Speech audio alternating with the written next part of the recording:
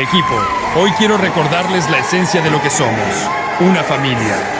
En este campo enfrentaremos adversidades y dificultades, pero recuerden, es en estos momentos cuando nuestra verdadera fortaleza se revela. La verdadera grandeza se mide por la capacidad de mantener la unidad cuando las cosas se ponen difíciles.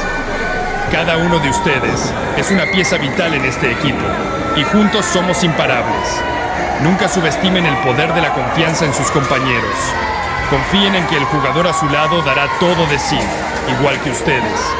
Recuerden, no se trata solo de ganar o perder en el marcador, sino de la familia que estamos construyendo aquí. Luchemos hasta el final, sin importar las adversidades, porque cuando seamos fuertes juntos, no hay nada que no podamos superar. Mantengamos esa unión y confianza, y demostraremos al mundo lo que podemos lograr. Vamos, equipo, a escribir nuestra historia.